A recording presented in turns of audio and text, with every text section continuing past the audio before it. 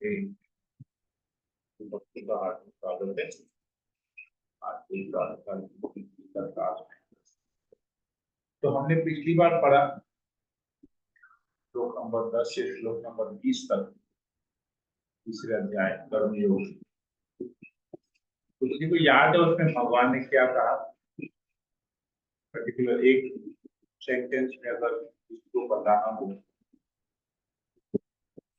कि उसमें भगवान क्या संदेश हमको देना है, क्या उपदेश देते हैं, तो बोल सकेगा?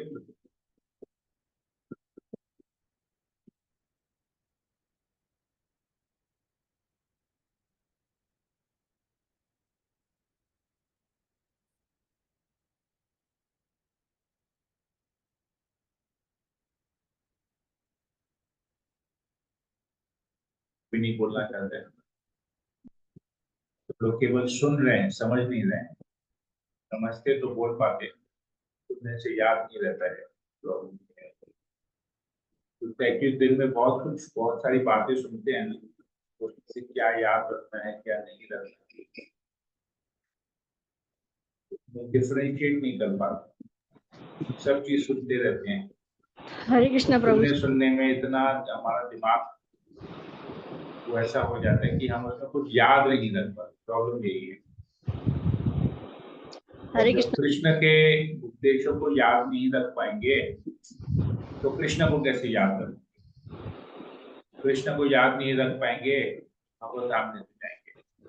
भगवत धाम नहीं जा पाएंगे तो फिर इसी भौतिक जगत में पड़े रहेंगे, दोबारा से जन्म लेंगे, दोबारा तकलीफें भोगेंगे, फिर से कुछ भक्त संग करेंगे, फिर याद नहीं रखेंगे, फिर शरीर छोड़ेंगे, फिर दोबारा जन्म लेंगे।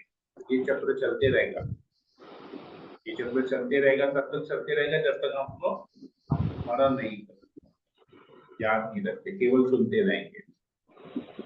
तो ये इससे पता चलता है कि हम अपने आध्यात्मिक जीवन में किस स्तर पे हैं। तो विशेष जो उद्देश्य है जिसको हमको अपने जीवन में अपनाना है, अगर हम उसी को नहीं याद कर पाएंगे तो प्रैक्टिस कैसे करेंगे? कृष्ण भागवत का अध्ययन कैसे करेंगे, अपने जीवन में उसको अप्लाई कैसे? तो आप ध्यान दीजिए इस बात को। जो भी हम चर्चा करते हैं उसमें से मूल शिक्षा एक्चुअली समझने का तरीका ही क्या होता है, मैं आपको बात बताऊं कि हम लोग बहुत सारे श्लोक, कभी 5 कभी 10 श्लोक एक साथ पढ़ते हैं। तो जब उस श्लोक को पढ़ते हैं तो हमें चाहिए कि उस समय हम दूसरा कोई कार्य नहीं करें। जब दूसरा कोई कार्य करेंगे ना तो श्लोक के ऊपर में ध्यान नहीं रहेगा, ये ध्यान भटक जा रहा है, हमारा डिवाइड हो जा रहा है।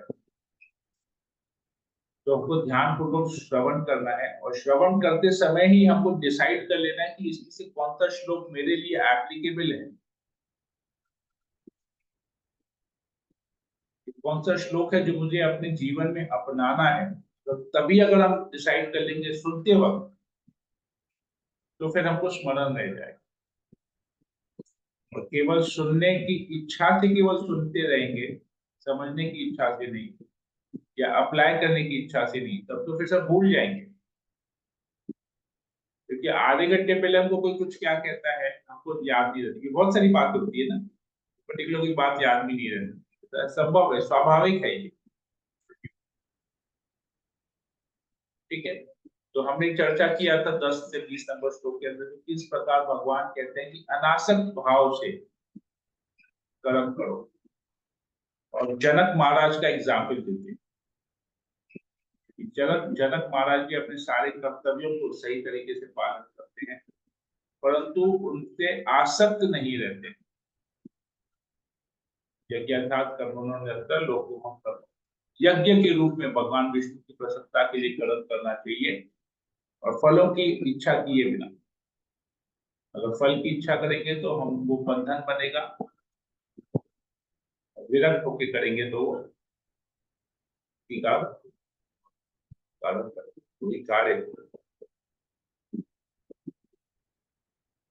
तो कार्य अल्टीमेटली वापस ही कर्म करने के ऊपर, पहले कर्म करने के ऊपर बल दिया गया था, अभी विरक्त होके कर्म करने के ऊपर बल दे रहे हैं। तो आज हम कृष्ण और आगे पढ़ते हैं। ओम ज्ञान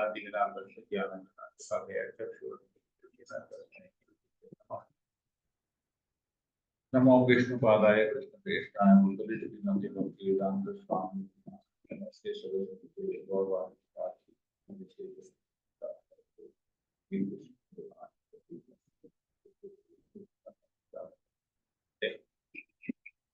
तप्तकांचन गौरांगी राधे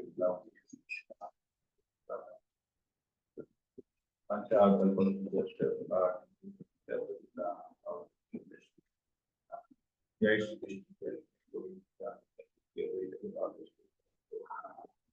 हरे कृष्णा हरे कृष्णा हरे हरे राम हरे राम जय।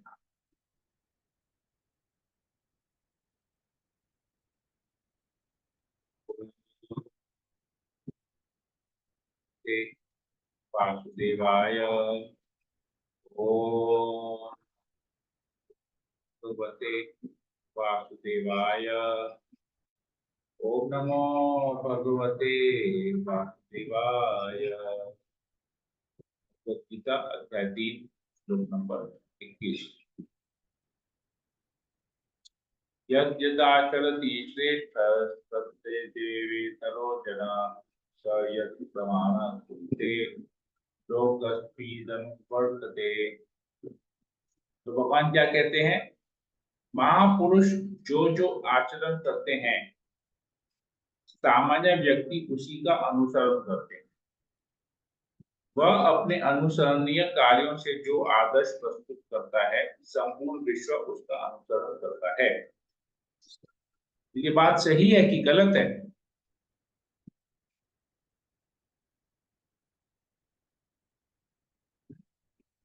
ये बात सही है कि महापुरुष जो जो आचरण करता है सामान्य व्यक्ति उसी का अनुसरण करता है। सच है कि झूठ है? जी प्रभु जी। क्योंकि हम लोग YouTube, फेसबुक, इंस्टाग्राम ये सब जगह पे, ट्विटर में बहुत सारे रील्स देखते हैं जिसमें लोग बहुत सारा कुछ प्रदर्शन करते हैं और हम उसी को अपने जीवन में अपनाने का कोशिश करते हैं, भले वो महापुरुष नहीं हो। आप लोग वहाँ कूड़ा उठा लिए? आप पंखा खोल लीजिएगा कि हम क्लास करके तब जानकी हम माता जी, आपको क्लास करना है हाँ प्रभु जी सॉरी। तो आप पंखा के बारे में बात कीजिए, फिर हम लोग आपके बारे में पंखा का प्रवचन सुनते हैं। नहीं नहीं प्रभु जी पूछ रहे थे तो प्रभु मेरे तो म्यूट करके रखिए फिर, या तो अलग ऐसे रूम में रहिए आधा घंटा। आप अपने आप के लिए आधा घंटा समय भी नहीं रूम निकाल बंद सकते। करने जा रहे थे इसीलिए प्रभु रूम Yes, बंद ही करके हम बैठे हैं। हाँ, बंद करके रहिए, सही। और म्यूट करके रखिए, अगर कोई भी बैकग्राउंड में आवाज आ म्यूट करके। तो महापुरुष जो जो आचरण करता है सामान्य व्यक्ति उसी का अनुसरण करते हैं, परंतु हमारा दुर्भाग्य ये है कि हम लोग जो भी साधारण मनुष्य भी आचरण कर रहे हैं हम उसी को भी अनुसरण करते हैं। महापुरुष का तो छोड़ दीजिए, सामान्य व्यक्ति का भी आचरण हम अपने जीवन में अपनाते हैं। क्यों अपनाते हैं? क्योंकि हम जाते नहीं महापुरुष कौन। हमारा प्रॉब्लम ये है, क्यों भगवान ऐसा कहते हैं?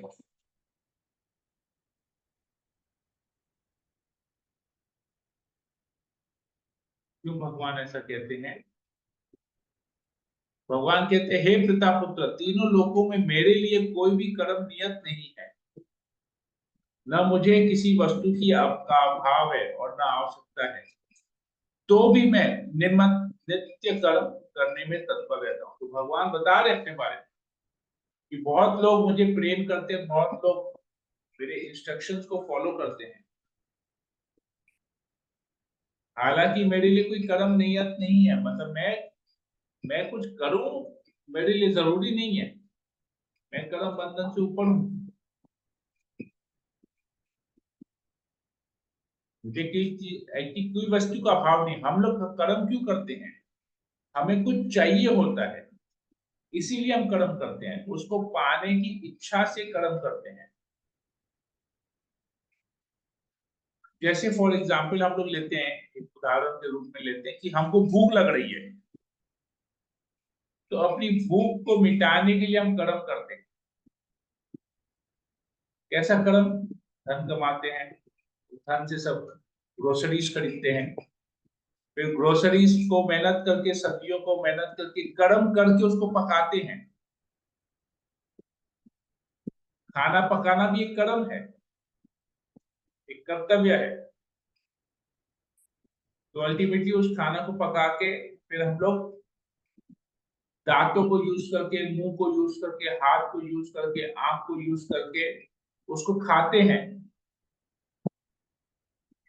वो खाना खाना भी एक कर्म है।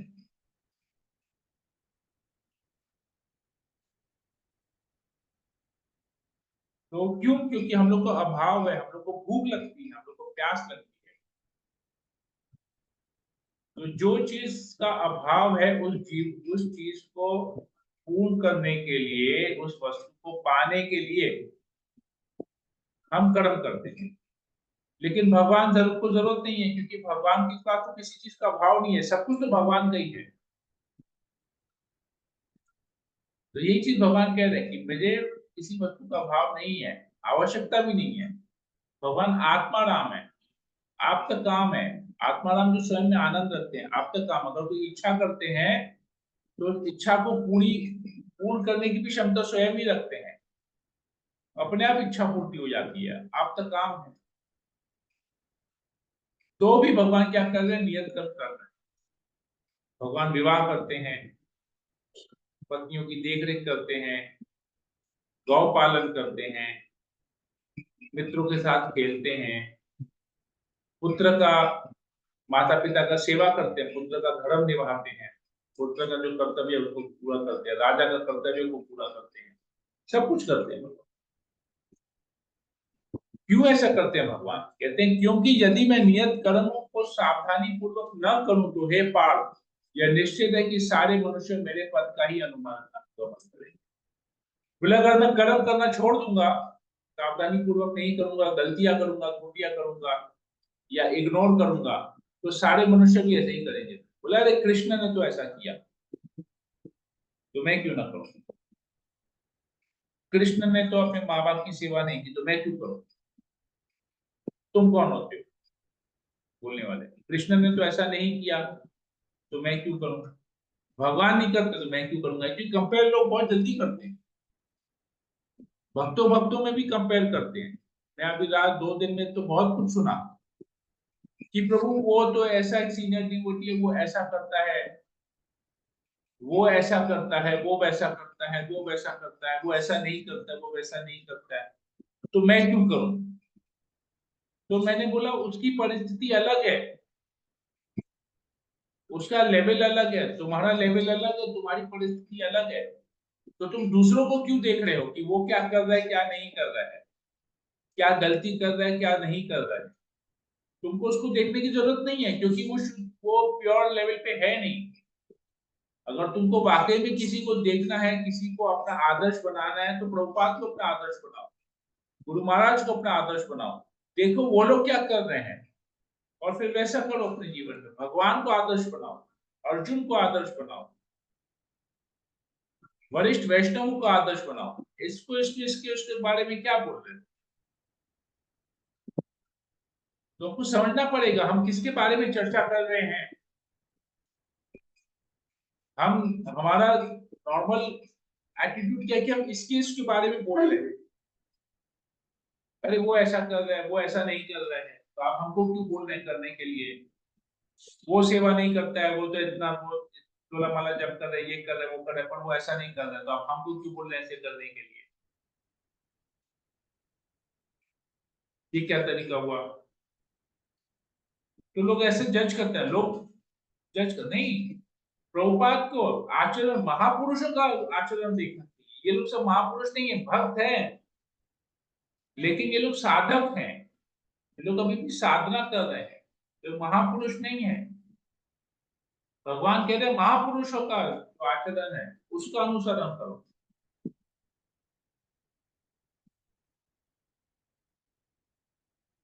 जैसे मैंने बोला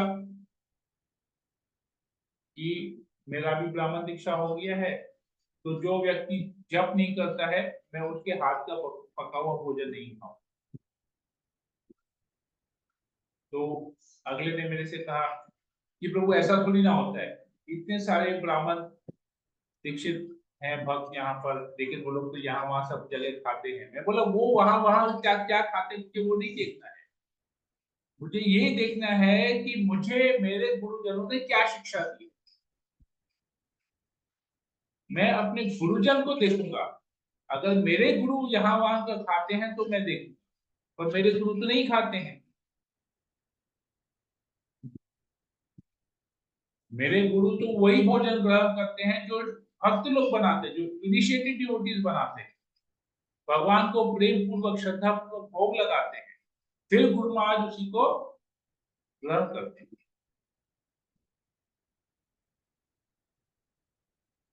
तो मैं तो वो देखूंगा ना, मैं तो महापुरुष के जो आचरण कर रहे हैं उसको फॉलो करूंगा, उसका अनुसरण करूंगा, मैं इसका उसका क्यों करूंगा। तो वो अगर नहीं खा रहा है तो वो उसकी उसका प्रॉब्लम, वो अगर ऐसा कुछ कर रहा है वो उसको सीरियसली नहीं लिया तो उसका प्रॉब्लम है, मेरा प्रॉब्लम नहीं है।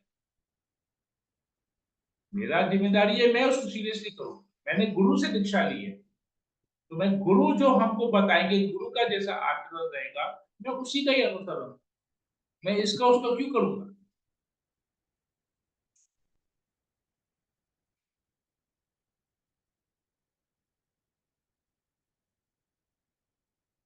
ये बहुत जरूरी है समझना कि क्या कहाँ पर हम लोग हैं, हमको किसका अनुसरण, किसके आचरण को देखना चाहिए, किसके आचरण को अपने जीवन में आदर्श बनाना चाहिए किनको, ये बहुत जरूरी है।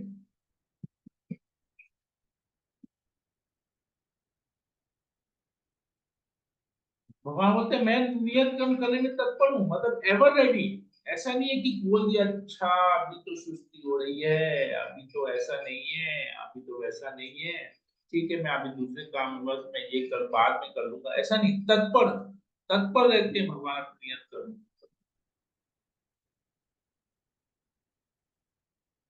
तो सावधानी पूर्वक करना है।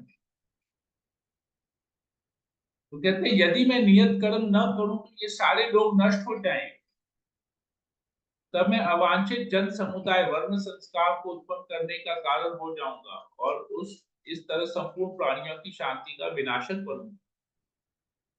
तो धर्म के अनुसार कर्म करना चाहिए, धर्म को भ्रष्ट करके कर्म नहीं करना।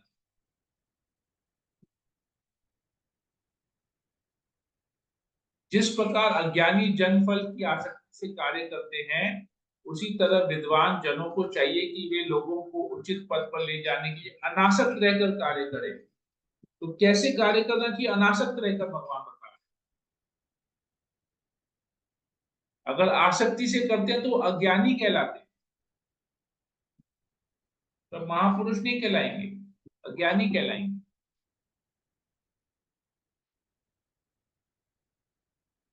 विद्वान व्यक्ति को चाहिए कि वह सकाम कर्मों में आसक्त अज्ञानी पुरुषों को कर्म करने से रोके नहीं, ताकि उनके मन विचलित न, अभी तो भक्ति भाव से कर्म करते हुए वह उन्हें सभी प्रकार के कार्य में लगाए, इससे कृष्ण भावना का कभी विकास हो। तो ये बहुत जरूरी है, जब हम लोगों को देखते कि वो सकाम कर्म में लगे हुए हैं, आसक्त हैं, कर्म फल के प्रति आसक्त हैं, मतलब कर्म फल के प्रति आसक्त, सकाम कर्म का मतलब यहाँ क्या आ रहा है आपको समझना पड़ेगा। जैसे कोई दान देता है और अपनी प्रतिष्ठा के लिए, अपने मान सम्मान के लिए दान देता है, तो सकाम कर्म हुआ, कोई पुण्य कर्म। सकाम कर्म मतलब पुण्य कर्म कोई करता है, गरीबों को खाना खिलाता है, कपड़ा बांटता है, मंदिर में डोनेशन देता है, कुछ भी करता है, यहाँ वहां जाके होता है। दान पुण्य करने वाला जो व्यक्ति है उसके बारे में वो अज्ञानी है, यहाँ पर बताया जाता है। क्यों? क्योंकि वो बदले में कुछ चाह रहा है। वो जो दान पुण्य जो पुण्य कर रहा है, पुण्य करने वाले को यहाँ भगवान अज्ञानी बता रहे हैं। क्यों? क्योंकि अज्ञानी से बता रहे, क्योंकि वो कर्म फल के लिए ये दान पुण्य कर रहा है। भला करूंगा तो भला होगा, ये सोच के कर रहा है। तो ऐसे लोगों को रोकना नहीं चाहिए।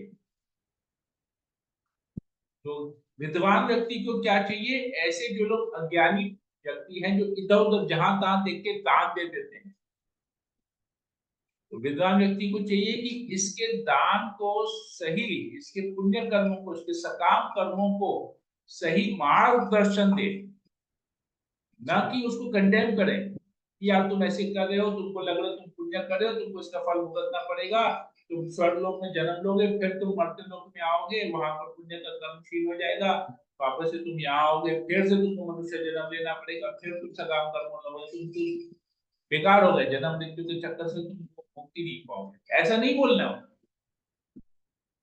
बोलना तुम जो कर रहे हो बहुत अच्छा कर रहे हो, हमें दान, ऐसे पुण्य कार्य करने वाले लोगों की जरूरत है,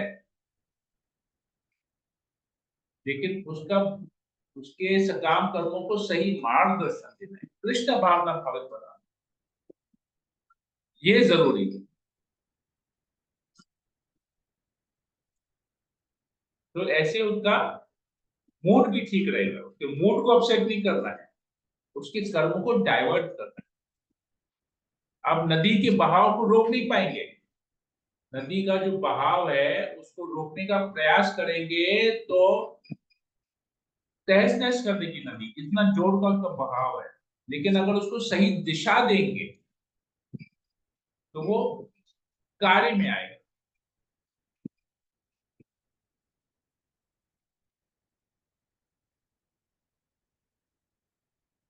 इन तक की रखते हैं, आगे फिर हम कल और करेंगे।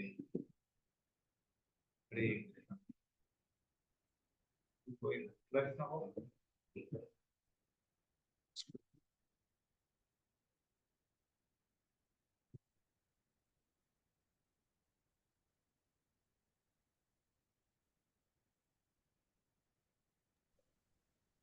प्रश्न है कृष्ण। किसी को? Yes madam. प्रभु जी, इसमें जैसे कर्मों की बात आई है कि कर्म हम लोग को कैसे भगवान को समर्पण करने, उसके तरफ हमारी आसक्ति नहीं होनी चाहिए।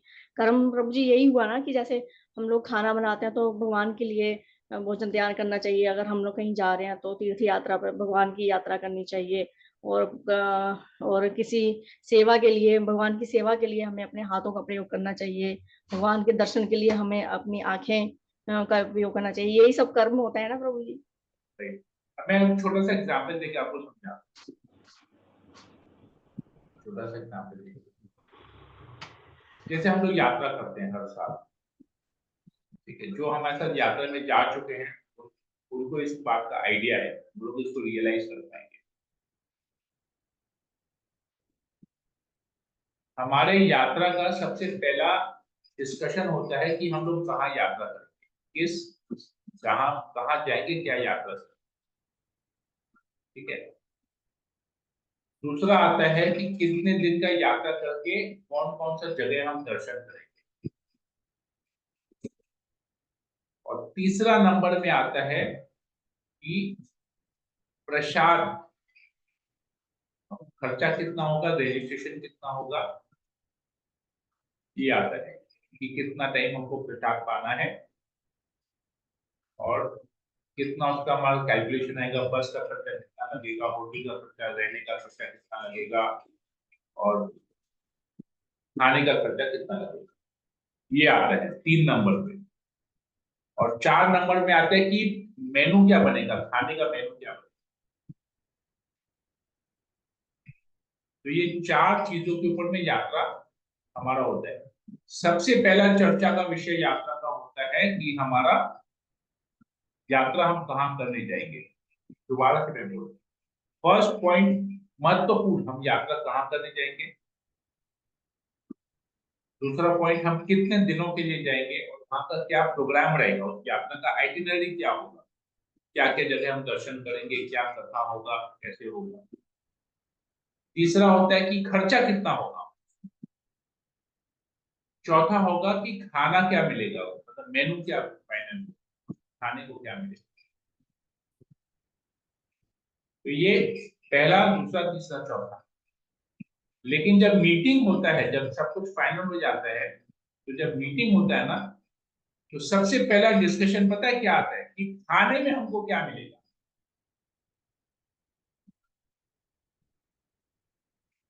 खाने में हमको क्या मिलेगा। तो क्या होता है, बाकी तो सब ठीक है, कथा क्या होगा, ठीक है, हो गया, उसके ऊपर ज्यादा चर्चा नहीं होता है। खाने के ऊपर बहुत बड़ा डिस्कशन आ जाता है। कोई भक्त बोलता है हमको ये खाना है, कोई भक्त बोलता है हमको ये खाना है, कोई भक्त बोलता है हमको ये खाना है, कोई भक्त बोलता नहीं प्रभु क्या आप हमको बोलते हैं, ये तो अच्छा नहीं लगता है, आप नाश्ता में ये खिलाएंगे, आप खाना में ये खिलाएंगे, आप रात को ये खिलाएंगे, ऐसे कैसे चलेगा, ये खिलाइए ना, वो खिलाइए ना, वो खिलाइए ना।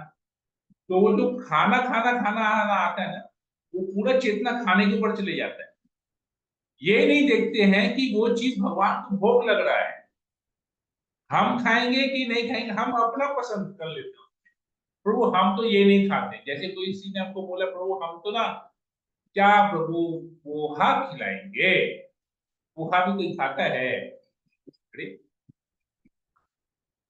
पोहा क्या है, चीरा है, चीरा। सुदामा क्या लेके आया था, जब सुदामा द्वारका आया था तो भगवान के लिए क्या लाया था, पोहा ही तो लाया था। और भगवान ने उसे छीन के खाया था, सुदामा नहीं दे रहा था, कहता मैं कैसे दूंगा ये भगवान को। द्वारकापुरी के राजा, मैं अपने, मैं गरीब ब्राह्मण में क्या हो सकते हो, तो शर्म आ रहा था देने में, और भगवान उसे छीन के खा रहे थे।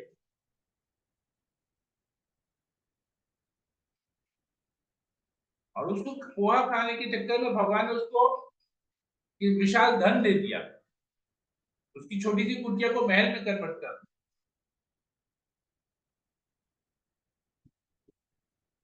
और हम बोलते क्या प्रभु पोहा खिलाएंगे, सोचिए हमारा क्या चेतना है। तो हम क्या कर रहे हैं, हम प्रसाद के प्रति आसक्त नहीं हो रहे हैं, हम खाने के प्रति आसक्त हो जा रहे हैं। तो ये प्रॉब्लम है। तो अभी सोचिए गीता का शिक्षा कहाँ हम अप्लाई कर। गीता पढ़ तो लिए, 50 बार पढ़ लिए, 100 बार पढ़ लिए, 1000 बार पढ़ लिए, लेकिन समझे क्या ठेंगा, आसक्त हो गए। यात्रा के प्रति आसक्त नहीं हुए, खाने के प्रति, प्रसाद के प्रति आसक्ति नहीं है कि ये चीज भगवान को भोग लग रहा है, उसके प्रति आसक्ति नहीं है। हम क्या खाएंगे, भगवान को क्या खिलाना, ये नहीं है, हम क्या खाएंगे, हम तो उसको ऊपर टेंशन। तो ये हम लोग का प्रॉब्लम है, बहुत बड़ा प्रॉब्लम है। और हम तो पिछले 6 साल 7 साल से हम यात्रा मैं डील कर रहा हूँ, तो मैं तो हर बार ये प्रॉब्लम फेस करता हूँ। कोई भी प्रोग्राम का विषय रहता है, उस प्रोग्राम में हम क्या खिलाएंगे, भगवान को क्या खिलाएंगे ये नहीं है, भक्त को क्या खिलाएंगे ये ज्यादा जरूरी हो जाता है। जो जो गेस्ट आएंगे, हम उनको क्या खिलाएंगे, हमारा नाम क्या होगा, उनको खिलाने में हमारा क्या नाम होगा, इसके बारे में लोग सोचते। किस भाव से हम भगवान को क्या खिलाना चाहते हैं वो नहीं रहे, तो लोगों को क्या खिलाना है इसका टेंशन ज्यादा है। क्योंकि पूरा चर्चा में देखेंगे भगवान को क्या भोग लग रहा है कभी वो नहीं होता है, लोगों को क्या खिलाना है वो ज्यादा भोग लगता है। नाम तो प्रसाद दे दिए कि प्रसाद में प्रभु हम ये सब किए हैं, कोई नहीं बोलता है कि हम भगवान के भोग के लिए ये सोचे हैं। लोग कहते हैं हम प्रसाद में लोगों को क्या खिलाएंगे उसके बारे में चर्चा होता है। तो देखिए हमारी चेतना कहां पर है। हमारे घर में चर्चा होता है कि भगवान को आज क्या भोग लगाएंगे,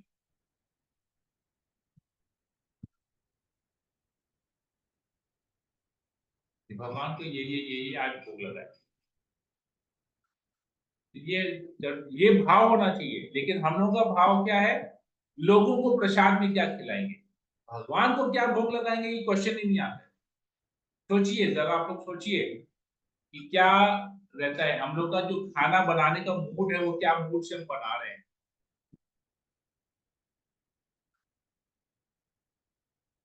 हमको जो पसंद है वो भगवान को खिलाएंगे।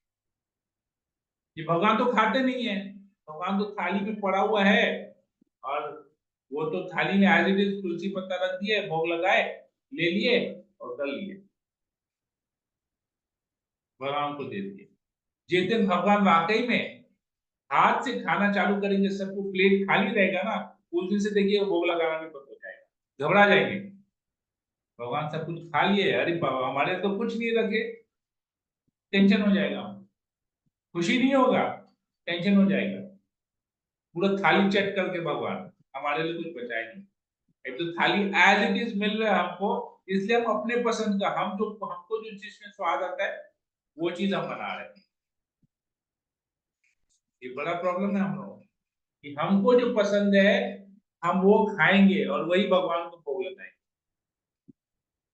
तो सोचिए, है छोटा सा चीज, बहुत सूक्ष्म है, लेकिन कितना बड़ा है डिफरेंस, हमारे चेतना को कैसे वो अफेक्ट कर रहा है वो देखिए, सूक्ष्म है बहुत।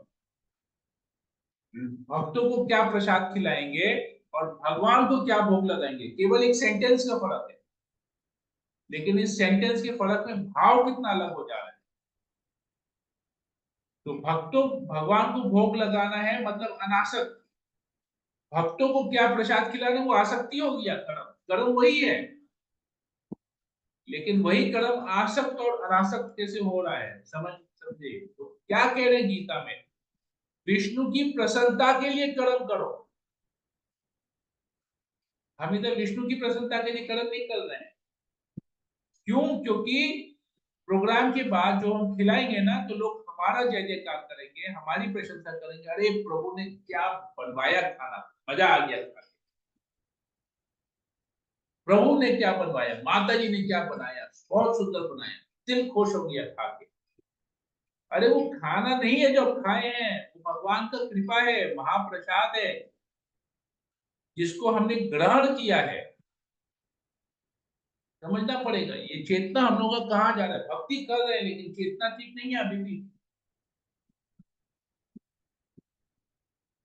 महाप्रसाद मतलब भगवान की कृपा, केवल भोजन ही भगवान की कृपा नहीं होती है। भगवान के चरणों में जो हम फल फूल देते हैं, वो फूल को सूंघना वो भी महाप्रसाद है। भगवान की जो आरती करते हैं, उस आरती, उस धूप या उस दीप पे जब हम अपना हाथ घुमाते हैं, तो वो भी महाप्रसाद है। उस जो हवन होता है, तो हवन के पे जो अग्नि का जो राख होता है, वो राख भी महाप्रसाद है, वो भी भगवान की कृपा है। हमको समझना पड़ेगा। भगवान को जो माला हम पहनाते हैं, उस माला जब हमको मिलता है, हमको कोई वरिष्ठ रहकर जब हमको माला पहनाते हैं, वो माला भी महाप्रसाद है, ये समझना पड़ेगा। उसको कैसे हमको ग्रहण करना चाहिए, कैसे स्वीकार करना चाहिए, तो ये भाव चेंज करना पड़ेगा। और हमारा तो सर में दर्द हो जाता है जब हम मेनू बनाते हैं,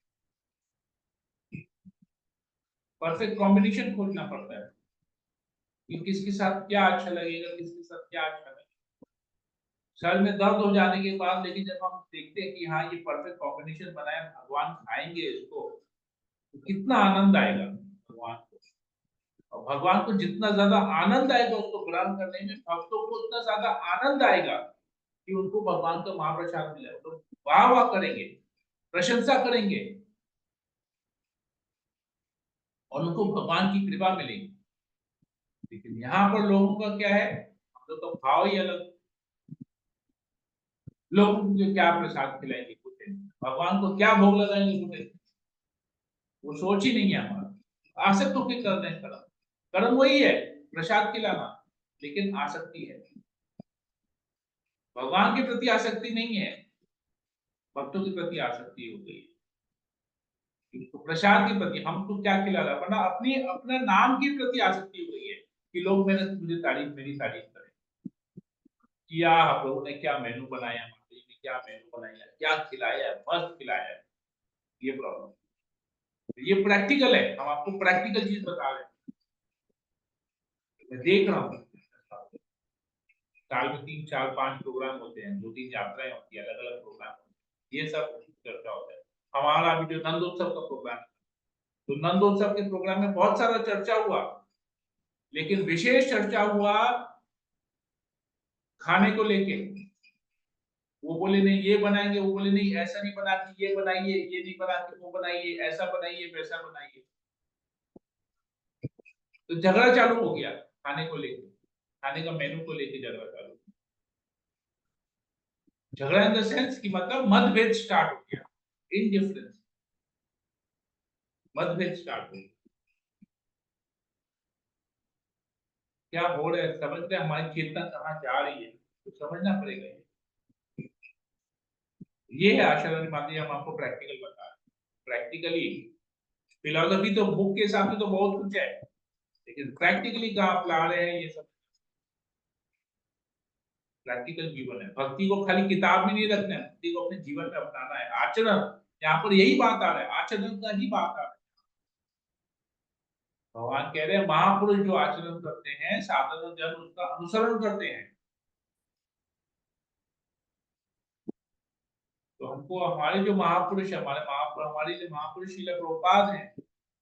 हमारे लिए महापुरुष, हम जिसकी गुरु से दीक्षा लेते हैं वो हमारे लिए महापुरुष है। हम जिस गुरु से शिक्षा ले रहे हैं, जिस भक्त से शिक्षा ले रहे हैं, वो हमारे लिए महापुरुष। वो जो आचरण कर रहे हैं हमको उसका अनुसरण करना। ये बहुत जरूरी है हमारे लिए।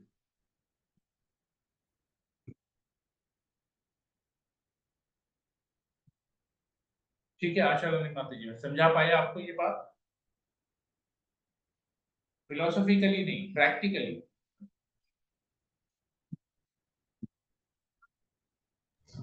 जी प्रभु जी, समझ में आ गया। हम लोग की चेतना और भावना किस तरह की होता है, कहाँ कैसे हम लोग उसको लेके जाते हैं, वही हमारे कर्मों पर डिपेंड करता है। और किसी को कुछ पूछना है?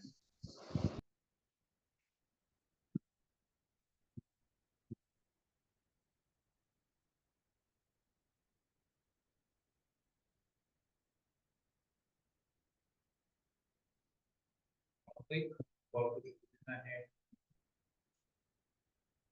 हाँ या ना तो बोलिए, सब लोग चुप करके बैठे हैं, तो हम मैं भी चुप करके बैठी हूँ।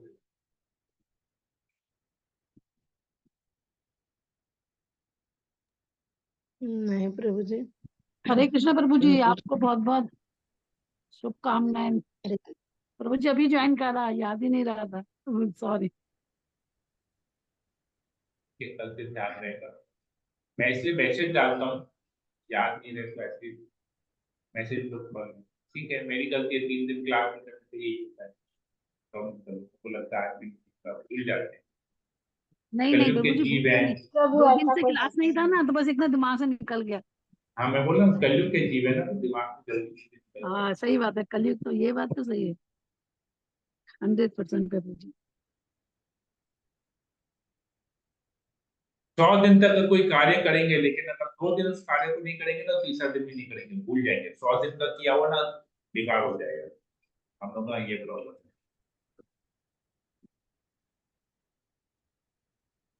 ठीक। और कुछ पूछना है किसी को? नहीं? ठीक है, तो हम सेशन को यही एंड करते हैं। हरे हरे कृष्णा कृष्णा प्रभु जी। हरे कृष्णा। हाँ माता जी बोलिए। जी प्रभु जी, फिर वो शरणागति के लिए फिर कैसे कब तक होगा फिर प्रभु जी? शेल्टर, जी। शेल्टर तो हमने आपको बोला ना, अभी ऑनलाइन शेल्टर बंद। अभी सब लोग जिनको शेल्टर लेना है, वो लोग स्वयं आ रहे हैं सामने। ऑनलाइन तो बंद है अभी। कैसे करना अच्छा। है आप हमको बताइए। ऑनलाइन तो अभी हो नहीं रहा है, तो फ्यूचर में कभी ऑनलाइन हुआ तो करेंगे, नहीं तो पर्सनली आना पड़ेगा। हम्म। नहीं तो एक और चीज आप कर सकते हैं कि आपके वहां पर जो मारा जाता है, अगर आपके वहां पर जैसे भक्ति विकास, आपके वहां पर मंदिर में जो लोग भक्त हैं, तो उनसे कनेक्ट होकर आप वहां पर जो मारा जाते हैं रेगुलर, जैसे आपने कहा भक्ति विकास मारा जाते हैं,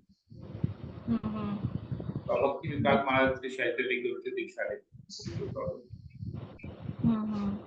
वो प्रभु जी अभी अर्च विग्रह का होगा ना प्रभु जी, वहाँ पे क्योंकि मंदिर में अर्च विग्रह नहीं थे भगवान के, तो अभी 11, 12 और 13 नवंबर को वो यहीं पे रहेंगे, तो अर्च विग्रह का वो करने आ रहे हैं स्थापना।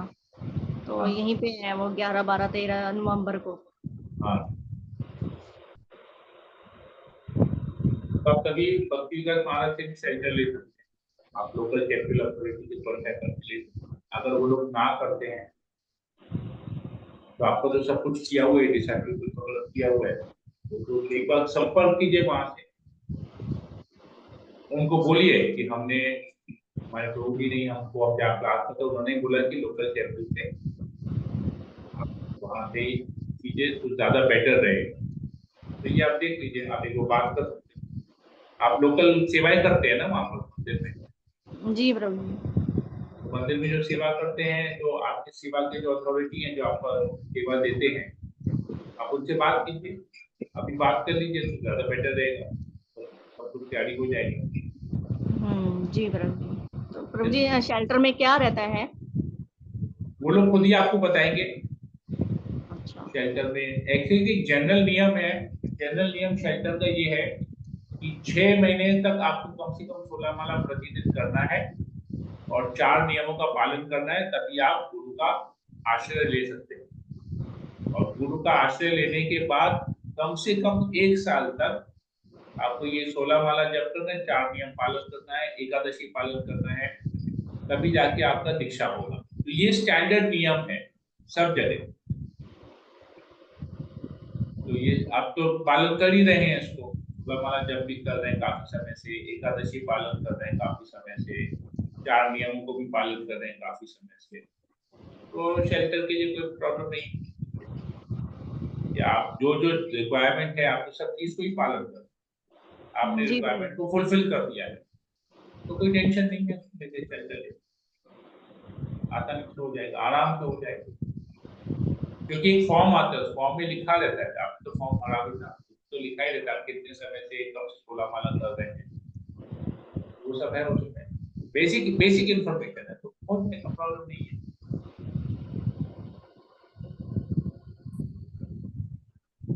ठीक है। जी प्रभु जी। हरे कृष्णा। हरे कृष्ण। ठीक है, मैं सेशन को एंड करता हूँ। हरे कृष्णा हरे कृष्णा कृष्ण कृष्ण हरे राम हरे राम राम राम। पंचाकल्पतरुश्च कृपा सिन्धुभ्यो वैष्णवजनानां